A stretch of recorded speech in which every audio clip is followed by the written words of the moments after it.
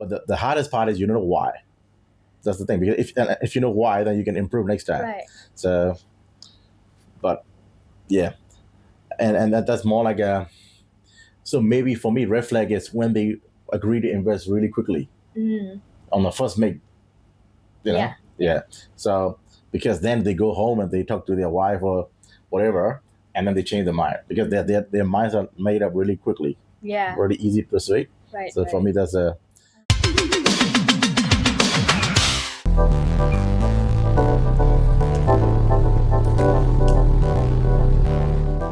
Hi, I'm David Beckham. From Auckland, New Zealand.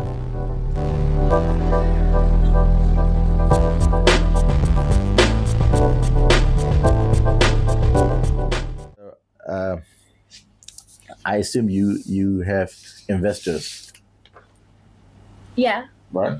So just for other startups knowledge, general knowledge, right? How do you know if an investor is truly interested in you and not just stalling or Yeah. Yeah.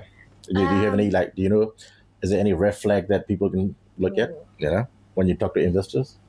For me personally, I work mostly with angel investors. I don't really work with VCs. So VCs are a different game. Yeah. So I can only talk for angel investors. Yeah. With angel investors, it's more simple. They're not like having this, the superficial look. Yeah. So it's like, okay, if they're interested, they would have a more conversation. But what I found was different was if I'm looking for an investor, I always go for the one who can add additional value and not just the funding. Yeah. And people, I have talked to a few angel investors who talk big and like, okay, we can do everything for you. That's a red flag for me. Right. Yeah. Okay. So, what about, say, for example, you meet an angel investor, and they're interested in your product, and they said yes already verbally, and then even on the way out of the door, they call you and they say, make sure you're not talking to anyone because I want to invest. And then they ghost you after 1 week, 2 weeks. Do you have any experience like that? Ooh. Fortunately, I haven't had, but that sounds okay. yeah, that sounds interesting. That sounds total 180. Have you had return. that experience? Yeah, I have a few. Ooh. Yeah, but the hardest part is you don't know why. That's the thing, because if you know why, then you can improve next time. Right. So, but yeah, and that's more like a. So maybe for me, red flag is when they agree to invest really quickly on the first make. Yeah. So because then they go home and they talk to their wife or whatever, and then they change their mind because their minds are made up really quickly. Yeah. Really easy to persuade. Right. So for me, that's a. Yeah. So now, in Asia, I only trust the investor once the money's in my bank account. That's true. I can only trust the agreement's only done once the money is in.